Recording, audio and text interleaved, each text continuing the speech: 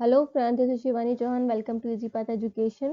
Friends, आज हम करेंगे understanding India Indian ethos and knowledge system, that is for integrated teacher education programme first semester. So आज हम उसके unit third polity and law का topic करेंगे, जो होगा basis of law, dharma and its sources. Hindi में कानून का आधार, धर्म और इसके स्रोत। तो आज हम इसके बारे में बात करेंगे हमारी वीडियो में, तो एंड तक बने रहिएगा और पूरी वीडियो भी जरूर देखिएगा। सो स्टार्ट करते हैं। सबसे पहले तो कॉन्सेप्ट ऑफ धर्मा, कि धर्मा होता क्या है। धर्मा और हम बोल सकते हैं इसे धर्म, ठीक है। तो the concept of dharma is fundamental to understanding law, especially in the context of Indian philosophy and traditional system. तो जो कॉन्सेप्ट ऑफ धर्म है वो विशेष रूप से महत्वपूर्ण है किसका सिद्धांत समझने के लिए, कानून को समझने के लिए। कानून को समझने के लिए धर्म अगर हम समझ लें हमारे धर्म क्या है, ठीक है। जैसे धार्मिक और अधार्मिक एक्टिविटीज होती है ना, उसी तरह की क्या चीज सही है क्या चीज गलत है हम उसे समझ ले, तो ये क्या है, धर्म। So specially in context of Indian philosophy. और हम अगर सबसे पहले अगर जैसे बात करेंगे अपने लॉ की, तो लॉ को समझने से पहले हमें क्या चीज समझनी पड़ेगी, धर्म। धर्म क्या है, ठीक है। हमारे लिए क्या चीज सही है क्या चीज गलत है, क्या हमें करना चाहिए क्या हमें नहीं करना चाहिए, तो वो सारी चीजें। So rooted in both spiritual and social aspects, dharma forms the moral and ethical foundation of law that governs both individual behaviour and society at large. तो कहाँ से इसकी रूट निकली है, स्पिरिचुअल और सोशल एस्पेक्ट से। मतलब कहाँ से निकल कर आया है धर्म, नैतिक कानून से और कर्तव्य से। जिस यहाँ से निकल के आया समाज में व्यक्तिगत आचरण, और जो हमारा जो धर्म forms of moral and ethical foundation of law, मतलब धर्म से हमें क्या पता चलता है, हमारे मोरल वैल्यूज क्या है हमारी, ठीक है। कि हम हमारे जो नैतिक है वो क्या है, नैतिक और एथिकल जो हमारे लिए सही है गलत है, वो सारी चीजें इनसे निकल के आती है। जिससे क्या, जो किसको गवर्न करता है, इंडिविजुअल बिहेवियर को, मतलब हमारे खुद के बिहेवियर को, सोसाइटी को। तो धर्म की वजह से ही हम बोल सकते हैं बेसिकली कि धर्म हमारे लिए एक मोरल और एथिकल फाउंडेशन है, moral and ethical foundation of law है, जिसकी वजह से हम समझ सकते हैं हमारे जो वैल्यूज हैं, कल्चर है, एथिक्स है, उनके बारे में क्या क्या हमें चीज करनी चाहिए, मतलब what to do and what not to do. So ये दोनों लेवल पे गवर्न करता है, मतलब दोनों लेवल पे है, इंडिविजुअल लेवल पे भी और सोसाइटी पे भी। So it ensures justice, order and harmony by guiding people on how to live righteously. तो कैसे आपको सही तरह से जीना है उसी तरह से गाइड करता है, क्या क्या समझा के, न्याय, व्यवस्था और सामंजस्य, ठीक है। कि हमें मिलजुल कर रहना चाहिए और न्याय की बातें करनी चाहिए। हमारे हमारे पूरे देश में, हमारे पूरे संसार में न्याय होना चाहिए और कुछ ऑर्डर होने चाहिए, मतलब कुछ रूल्स एंड रेगुलेशंस होने चाहिए। So it is the concept of dharma. So moving to the next slide. Basis of dharma as a law, ठीक है। Basis of dharma as a law करेंगे हम। तो मोरल एंड एथिकल फाउंडेशन, सबसे पहले धर्म deals with what is wrong and what is right, just and virtuous. तो धर्म जो है वो किससे डील करता है, जो धर्म है वो किससे डील करता है, राइट से, मतलब क्या चीज सही है, क्या चीज हमारे लिए न्यायपूर्ण है, ठीक है, मतलब जस्टिस है। और फिर क्या चीज हमारे लिए गुणकारी है, फिर सदाचारी, मतलब जो चीज हमारे लिए सही है, ठीक है, वो क्या है, धर्म। तो it outlines the ethical guidelines, जो हमारे लिए एथिकल गाइडलाइंस बेसिकली क्या होती है, दिशा निर्देश, नैतिक दिशा निर्देश। जिसका मतलब है कि फॉर एग्जाम्पल आपके पास दो रास्ते हैं एजुकेशन को प्राप्त करने के लिए। एक तो आपको जैसे फॉर एग्जाम्पल कि आपको सबसे पहले तो सही तरीके से सिस्टमेटिक वाइज से आप डिग्री कंप्लीट कर रहे हो और पढ़ लिख कर। दूसरा, आप चीटिंग कर कर अपनी डिग्री को पास कर रहे हो, है ना, अपनी पोस्ट ग्रेजुएशन या फिर अंडर ग्रेजुएशन डिग्री को पास कर रहे हो, आप एम ए बी ए जो भी है। तो अगर आप ऐसे कर रहे हो तो वो एथिकल गाइडलाइंस हमें बताती है, अगर आप एथिकली जाओगे तो आप क्या करोगे, पढ़ लिख कर पास होगे। बट अगर आप एथिकली नहीं जा रहे हो तो आप चीटिंग करके पास होंगे, ठीक है। तो इन सब चीजों को बताता है धर्म। And universal principles that individual must follow. और यूनिवर्सल प्रिंसिपल्स के बारे में, फॉर एग्जाम्पल हमें क्या, जो आप बात कर सकते हो, हमें अपने पेरेंट्स से अच्छे से बात करनी चाहिए ना, उनसे रिस्पेक्ट से बात करनी चाहिए। तो वो क्या है, यूनिवर्सल प्रिंसिपल्स है कि वो सब जगह लागू होते हैं। हम अपने से बड़े से कभी भी हमें उनके साथ गलत व्यवहार नहीं करना चाहिए। तो इंडिविजुअल को वो फॉलो करना चाहिए, not only in legal matters but also in spiritual and social कोई तो क्योंकि ये स्पिरिचुअल वे में भी लिखा हुआ है और सोशल कॉन्टेक्स्ट के लिए भी बहुत सही है, मतलब सामाजिक संदर्भों में भी पालन करना चाहिए हमें, आध्यात्मिक और सामाजिक संदर्भों में भी। इज इट क्लियर कि ऐसा नहीं कि अगर वो लीगली है, अगर वो लीगल नहीं है, मतलब उसमें लॉज का कोई इंक्लूड नहीं है, तो हमें वो चीज़ फॉलो नहीं करनी चाहिए, हमें स्पिरिचुअल और सोशल कॉन्टेक्स्ट को भी ध्यान में रखना चाहिए। So dharma aims to preserve the cosmic order, rita and maintain social harmony. तो धर्म जो है, धर्म का उद्देश्य ब्रह्मांडीय व्यवस्था, रीत की रक्षा करना और सामाजिक सामंजस्य बनाए रखना है। तो जो धर्म का जो उद्देश्य है, मेन एम है, वो क्या है? Preserve the cosmic order. हमारा जो कॉस्मिक ऑर्डर है, मतलब रीत जो हमारी है ना, जो बहुत पहले से चली आ रही है, जैसे कि हमें अपने जो बुजुर्ग हैं उनसे अच्छे से बात करनी चाहिए, है ना, और हमें उनकी सेवा करनी चाहिए। तो ये पहले से ही चली आ रही है, तो उसको हमें धर्म जो है वो प्रिजर्व करता है, उससे मतलब एक तरह से रक्षा कर रहा है। मेंटेन सोशल हार्मनी, और सोसाइटी के बीच में ब्रदरहुड और सोसाइटी के बीच में एक अच्छा पॉजिटिव संबंध बना के चल रहा है। धर्म का जो एम है वो ये है। Next one is connection to the universe, cosmic law. Cosmic law क्या कहता है कि हमारा जो कनेक्शन है वो यूनिवर्स से भी है, इंडिविजुअल की जो एग्जिस्टेंस है। आपने सुना होगा अपने दादा दादी मम्मी पापा से कि हमें भगवान ने बनाया है ना, तो हमारा कनेक्शन, बोल सकते हैं कि हमारा कनेक्शन किससे? गॉड से। तो dharma is seen as reflection of the universal law. धर्म जो है वो रिफ्लेक्शन है किसकी? यूनिवर्सल लॉ की, जो हमें देवी देवताओं या स्पिरिचुअल वे में आप बोल सकते हो। तो धर्म एक रिफ्लेक्शन है, मतलब परछाई है किसकी? यूनिवर्सल लॉ की, that governs all of existence. जो हम जितने भी लोग पैदा हो रखे हैं उनको गवर्न करता है, ठीक है, उनको क्या करता है? गवर्न करता है, मतलब नियंत्रण करता है। नेक्स्ट इज एडरिंग टू धर्म alliance human behavior with natural laws of the cosmos, ensuring a harmonious relationship between individual and universe। तो अगर हम धर्म का पालन जो करते हैं, धर्म adhering to धर्म अलाइंस ह्यूमन बिहेवियर, तो धर्म का पालन करना व्यक्तियों के व्यवहार को ब्रह्मांड के प्राकृतिक कानूनों के अनुरूप बनाता है, जिससे व्यक्ति और ब्रह्मांड के बीच सामंजस्यपूर्ण संबंध सुनिश्चित होता है। तो धर्म का जो पालन करता है वो व्यक्तियों के व्यवहार को ब्रह्मांड, मतलब जो व्यक्ति के व्यवहार है वो किससे रिलेटेड है? हमारे जो ब्रह्मांड है उससे रिलेटेड है, मतलब कॉस्मोस से रिलेटेड है, जिससे हमें पता चलता है कि हमारा जो रिलेशनशिप है वो इंडिविजुअल और यूनिवर्स का हार्मोनियस रिलेशनशिप है, मतलब हम दोनों एक दूसरे से जुड़े हुए हैं किसी न किसी तरह से। So this is closely linked to the concept of rita. जैसे हमारी जो रीत है, हमारी जो परंपराएं हैं वो चलती आ रही है, the cosmic order that is central to Vedic philosophy. तो जब से वैदिक फिलोसफी आई, जब से हिंदुइज्म आया, तब से ये रीत वाला सिस्टम चलता ही आ रहा है, जो किससे रिलेटेड है? कॉस्मिक ऑर्डर से।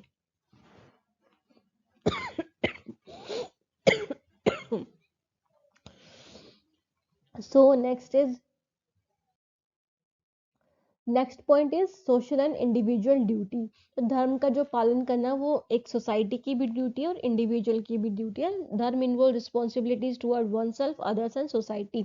तो धर्म क्या इन्वॉल्व करता है? धर्म में क्या क्या चीजें हैं कि उनकी कुछ रिस्पॉन्सिबिलिटीज है खुद के प्रति भी, दूसरों के प्रति भी, और पूरे सोसाइटी, पूरे जो समाज है उसके प्रति सारी जिम्मेदारियां।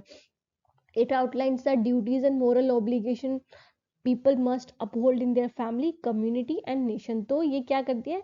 आउटलाइन बताती है, मतलब बताती है कि क्या क्या ड्यूटीज है आपकी और क्या क्या मोरल ऑब्लिगेशंस है जो सही हैं, और लोगों के लिए भी, उनकी फैमिली के प्रति उनके क्या ऑब्लिगेशंस है, रोल्स है, रेगुलेशंस है, और क्या कम्युनिटी के प्रति और क्या नेशंस के प्रति, है ना।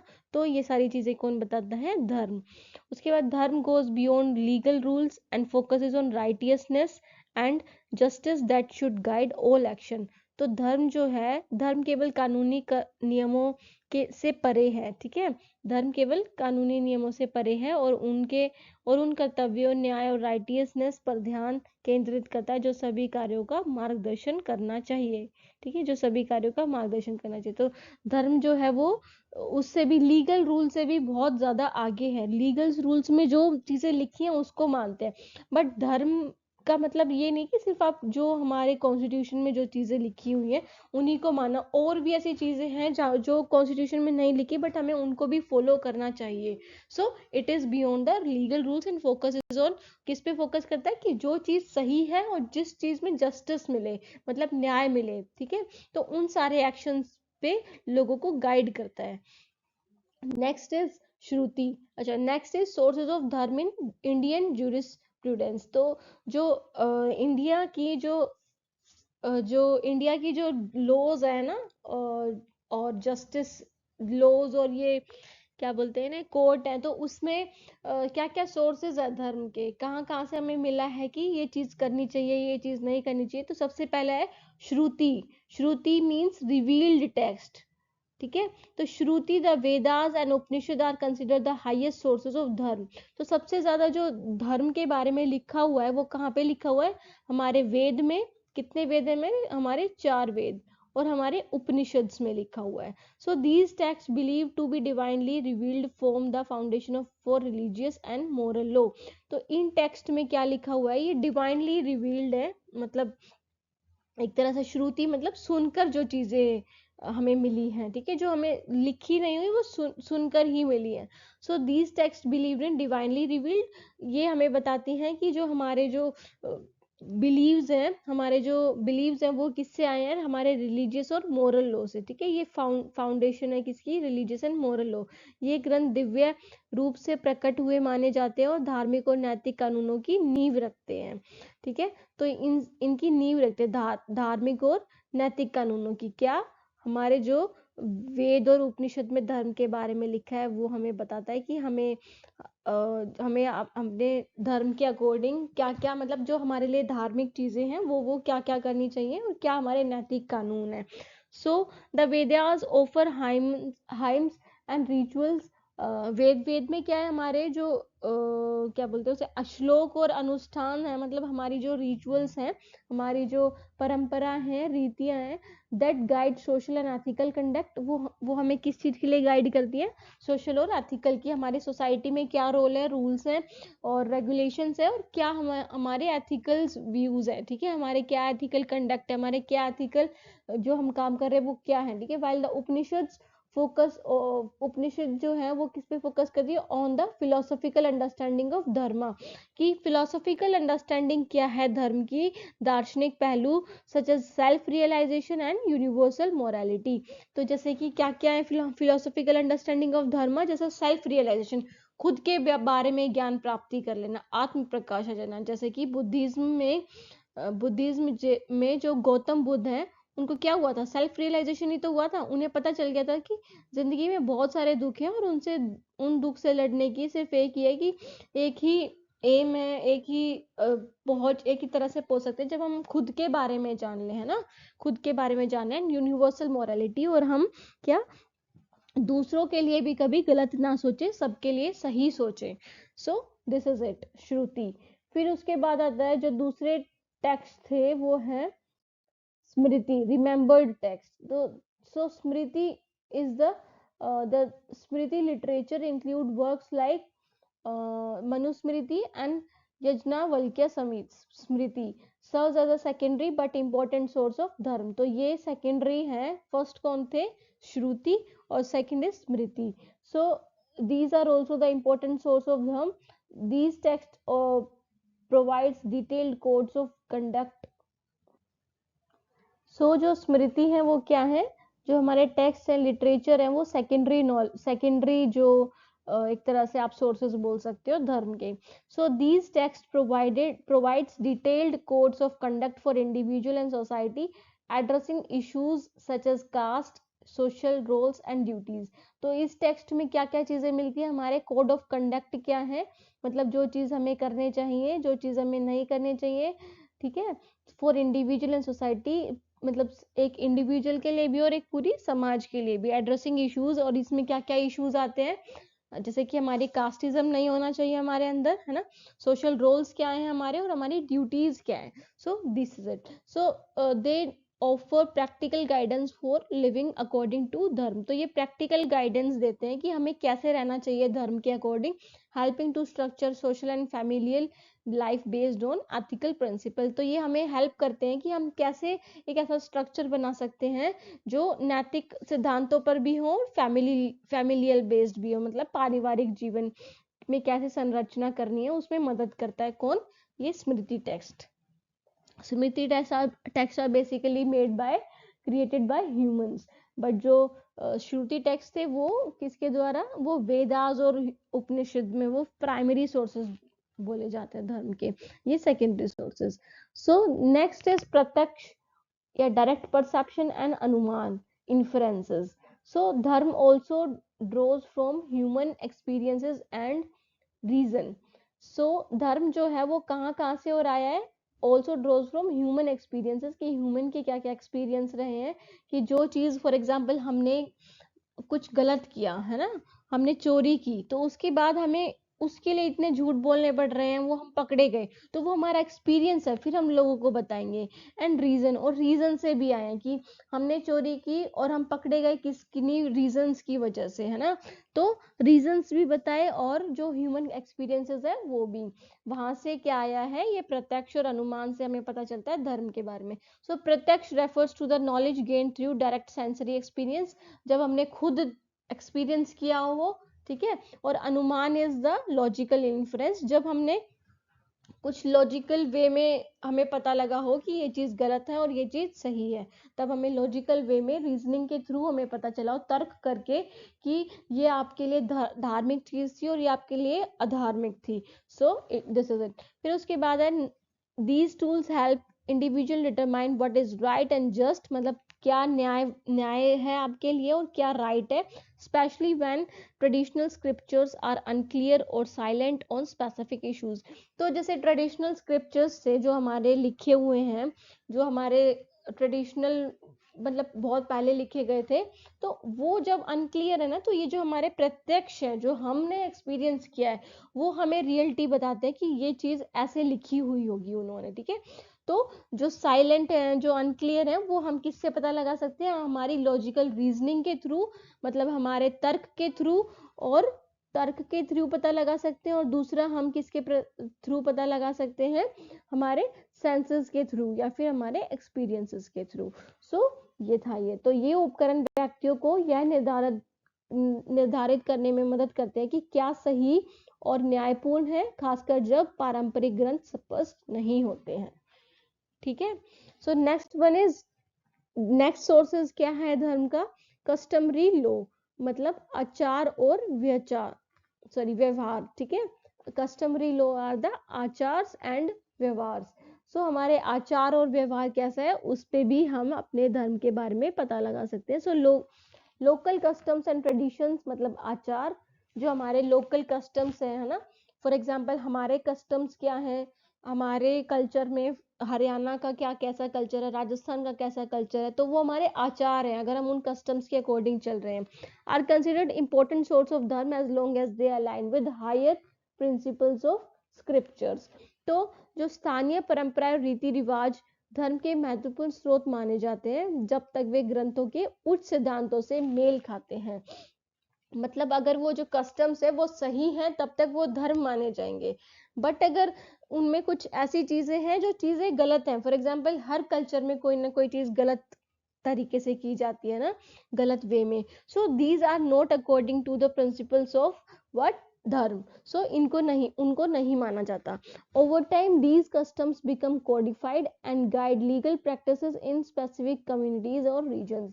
तो समय के साथ ये परंपराएं संहिताबद्ध हो जाती हैं और विशिष्ट समुदायों और क्षेत्रों में कानूनी प्रथाओं को मार्गदर्शन देती हैं। तो समय के साथ ये सारी कोडिफाइड हो गई, मतलब कुछ फॉर्म में लिखी गई, और उसके बाद ये हमें लीगल प्रैक्टिसेस के लिए गाइड करती हैं, मतलब इसे लिखी गई हैं और ये हमने एक तरह से उनको लॉ में इंक्लूड कर लिया, ठीक है, जो एक स्पेसिफिक कम्युनिटी की स्पेसिफिक रीजन्स के लिए फॉलो होती हैं। फॉर एग्जाम्पल जैसे कि एक आप बोल सकते हो, ये जो मुस्लिम वाला सिस्टम था ना, वो 3 तलाक वाला है ना, वो क्या है, वो कुछ नहीं, वो हटा दिया। अब क्या हुआ, अब सब सही हो गया। बट पहले वो लोग उसे मान रहे थे, पर अब क्या हो गया, वो चेंज हो चुका है, वो लिखा गया है। तो अब अगर ऐसा कुछ होगा तो वो इलीगल होगा, मतलब आपके धर्म के बिल्कुल विपरीत कहा जाएगा वो। So vyavahara, vyavahara is which refers to common social practices, also shapes how dharma is interpreted and applied in different context. आपका जो व्यवहार है ना, तो व्यवहार जो सामान्य सामाजिक प्रथाओं को संदर्भित करता है, जैसे आप किस क्या सोशल प्रैक्टिस कर रहे हो, मतलब आप क्या चीजें कर रहे हो, उसको आपका व्यवहार जो है वो बताता है, व्यवहार बताता है आपका, ठीक है। सो ऑल्सो शेप्स हाउ, जो भी धर्म की व्याख्या और विभिन्न संदर्भों में इसके आवेदन का को आकार देता है। So this is the vyavahara. तो these are the sources of dharma in Indian jurisprudence. फिर उसके बाद आता है judicial decision and precedents. So ये क्या होता है, न्यायिक निर्णय और उदाहरण।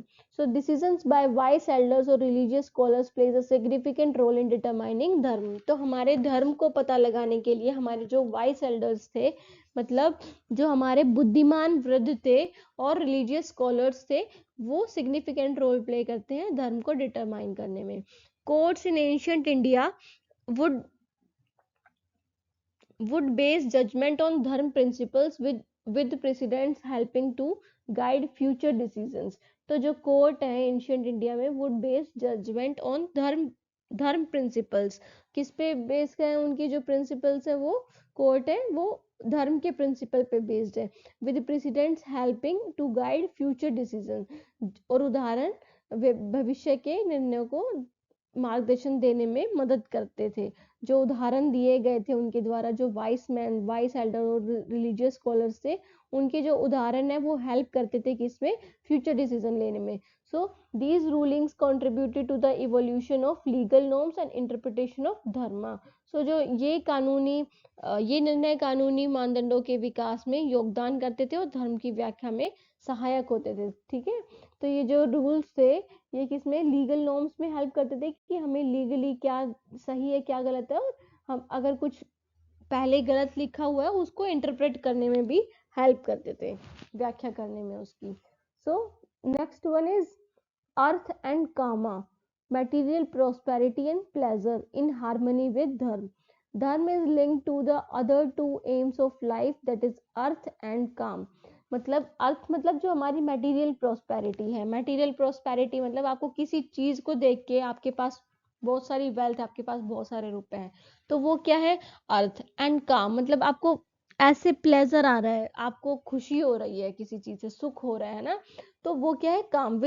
which must be pursued in a way that does not violate moral or ethical duties। तो ये ऐसे होने चाहिए कि आपको ऐसे परस्यू करने चाहिए कि आपके पास मटेरियल प्रोस्पेरिटी भी हो और प्लेजर भी हो, बट इस वे में नहीं कि आप दूसरों को नुकसान पहुंचा रहे हो, बल्कि इस वे में कि दूसरे भी आपकी वजह से खुश है और आप भी खुश हो, ठीक है। कोई तो वॉयलेट नहीं करनी, मतलब उल्लंघन नहीं करना मोरल और एथिकल ड्यूटीज का।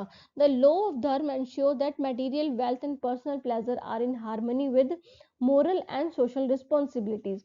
तो जो लॉ ऑफ धर्म है वो हमें ये बताता है, ये सुनिश्चित करता है, जो हमारी मटेरियल वेल्थ है, मतलब जो हमारे पास रुपए पैसा घर मकान ये सारी चीजें हैं वो, और हमारा जो पर्सनल प्लेजर है वो एक दूसरे से कनेक्टेड है, हारमनी में, मतलब सामंजस्य है वो, मतलब हारमनी में एक दूसरे से कनेक्टेड है with moral and social responsibilities. तो हमारी कुछ मोरल रिस्पॉन्सिबिलिटीज भी है, सोशल रिस्पॉन्सिबिलिटीज भी है, तभी हम बोल सकते हैं कि वो लॉ ऑफ धर्म को क्वालिफाई कर रहा है, ठीक है। लॉ ऑफ धर्म उस चीज को एंश्योर करता है कि हमारे पास ये दोनों चीजें होनी चाहिए with moral and social responsibilities, हम मोरलिटी के बेस पे भी चले और सोशल रिस्पॉन्सिबिलिटीज भी पूरी कर सके। सो दिस इज इट।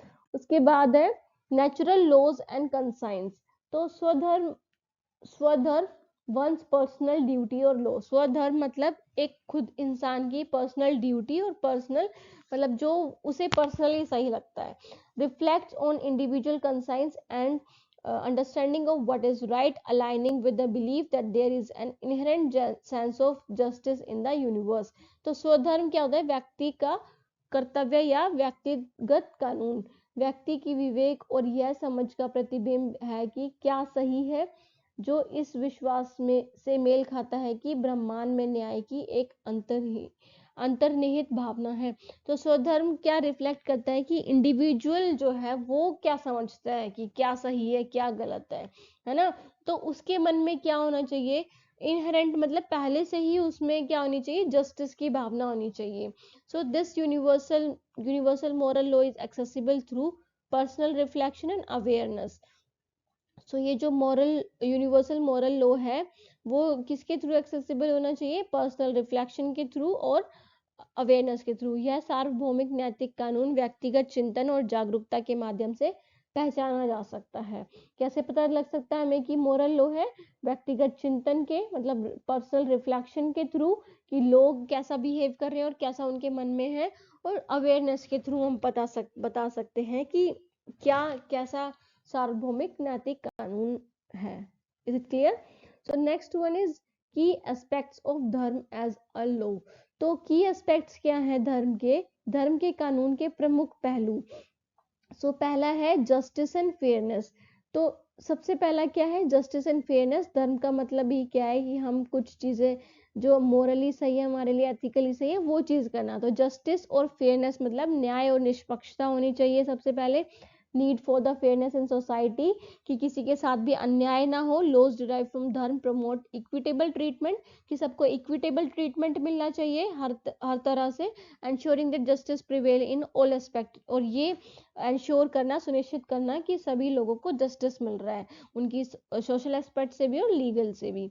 उसके बाद इंडिविजुअल एंड सोशल बैलेंस बना के रखना चाहिए, कि सिर्फ अपने अपने बारे में ना सोच के दूसरों के बारे में भी, मतलब अपनी सोसाइटी के बारे में भी सोचना चाहिए। तो dharma calls for a balance between personal rights and common good. So it recognizes that individual specific duties and obligation toward the family, society and broader world. कि इंडिविजुअल की कुछ ड्यूटीज होती हैं, कुछ ऑब्लिगेशंस होते हैं जो उन्हें निभाने चाहिए अपनी फैमिली के प्रति, सोसाइटी के प्रति और पूरे संसार के प्रति। सो next is non violence is also the key aspect of किसका, धर्म का। तो नॉन वायलेंस मतलब अहिंसा, ठीक है। तो अहिंसा क्या होता है कि लड़ाई झगड़ा ना करना। A core principle of dharma is अहिंसा और नॉन वायलेंस, कि कोई भी अगर हमें बात सुलझानी है तो वो बिना लड़ाई झगड़े भी हम सुलझा सकें। This principle extend beyond physical harm to include non violence in thoughts की। अब ये जो प्रिंसिपल है इसका मतलब सिर्फ ये नहीं कि मार काट करना, आप मार दो और ये कर दो, ये भी नहीं, मतलब इससे भी बियॉन्ड है, इससे भी बहुत आगे है। जैसे कि थॉट्स में भी हमें, हमारे जो सोच है उसमें भी हमारे नॉन वायलेंस नहीं आनी चाहिए, गाली गलौज नहीं आनी चाहिए स्पीच में, ठीक है। Promoting peace and discouraging harm to others, की दूसरों को नुकसान पहुंचाने में हमें क्या करना चाहिए, उसको एकदम डिस्करेज करना चाहिए, ठीक है, उसे एनकरेज नहीं करना चाहिए, और पीस को प्रमोट करना चाहिए। सो next is rehabilitation over punishment, सजा के बजाय पुनर्वास, कि हमें क्या पनिशमेंट देने के बजाय हमें क्या करना चाहिए, पुनर्वास देना चाहिए। मतलब उनको ऐसी फैसिलिटीज देनी चाहिए जहाँ पे वो ठीक हो सके, वो जो उनकी सोच है उसमें बदलाव आ सके। तो dharma based law prioritizes rehabilitation and moral development over punitive measures.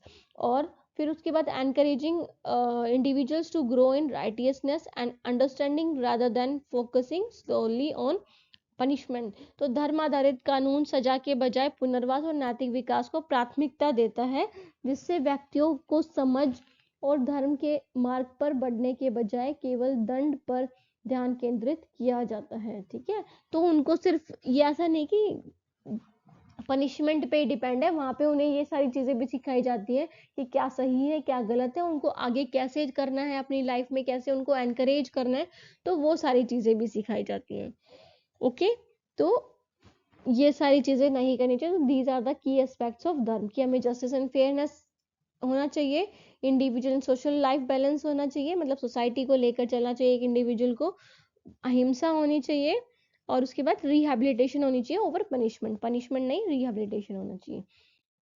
So conclusion क्या निकलता है इन चीजों से कि हमने क्या पढ़ा अभी, बेसिस ऑफ धर्म, ठीक है। तो धर्म forms ethical and legal bedrock of Indian society, धर्म जो है भारतीय समाज का नैतिक और कानूनी आधार बनाता है, जो intervening law with morality, spirituality and social harmony, जो कानून को नैतिकता, आध्यात्मिकता और सामाजिक सामंजस्य के साथ जोड़ता है। तो ये इन सब चीज़ों को जोड़ता है एक साथ, कौन? धर्म। मोरालिटी को, स्पिरिचुअलिटी को, सोशल हार्मनी को। ठीक है, हमें किसी को हार्म भी नहीं करना चाहिए, हमें कैसे रहना चाहिए? बिल्कुल साथ मिलकर, मिलजुल कर। So it offers a holistic view of justice. इसमें ऐसा नहीं कि सिर्फ आप जो लॉ में लिखा है वही चीज़ सही है, होलिस्टिक व्यू को देखता है, मतलब हर चीज़ को देखता है। And governance, emphasising the balance between individual duties and societal obligation, कि इंडिविजुअल के प्रति क्या ड्यूटी है उसकी खुद की, और सोसाइटी के प्रति क्या ऑब्लिगेशन है, उसके बीच में बैलेंस बना के चलता है। ऐसा नहीं कि कोई इंसान सिर्फ अपने ही लिए करा जा रहा है और सोसाइटी को भूलता जा रहा है, तो उसके बीच में बैलेंस होना चाहिए। So the various sources of धर्म, from sacred text to personal conscience, ensures that the law not only governs but also uplifts individual societies, promoting righteousness, equity and cosmic order. तो धर्म के विभिन्न स्रोत पवित्र ग्रंथों से लेकर व्यक्तिगत विवेक तक यह सुनिश्चित करते हैं कि कानून केवल शासन नहीं करता बल्कि व्यक्तियों और समाजों को उठाता भी है। कि ये इंश्योर करता है कि जो कानून है वो सिर्फ शासन नहीं करता, कानून बल्कि हेल्प करता है लोगों की सोच को उठाता है, लोगों की हेल्प करता है, उनको जस्टिस प्रोवाइड करता है, सोसाइटीज को प्रमोटिंग राइटियसनेस, किस चीज को प्रमोट करके? सही चीज है उस चीज को, समानता को, मतलब इक्विटी को और कॉस्मिक ऑर्डर को, जो हमारी ब्रह्मांडीय व्यवस्था है उन सब चीजों को भी क्या करता है? प्रमोट करता है। Is it clear? तो दिस वाज अ कंक्लूजन। सो यहीं तक था हमारा आज का टॉपिक। हमारा टॉपिक था आज क्या था? क्या टॉपिक था हमारा? लो बेसिस ऑफ धर्म, है ना? बेसिस ऑफ धर्म एज अ लो। तो क्या क्या बेसिस से धर्म के एज अ लो, कैसे कैसे हमने पढ़ा था कि क्या क्या बेस, पहले तो धर्म का क्या मतलब होता है, फिर उसके बाद हमने पढ़ा कि क्या क्या सोर्सेस हैं धर्म के, है ना? फिर उसके बाद हमने की एस्पेक्ट्स पढ़े, है ना, धर्म के। फिर उसके बाद कंक्लूजन। तो कैसी लगी मेरी वीडियो कमेंट करके ज़रूर बताना। कोई कंफ्यूजन है तो वो भी कमेंट बॉक्स में पूछ सकते हो। So take care, have a nice day and thank you so much students.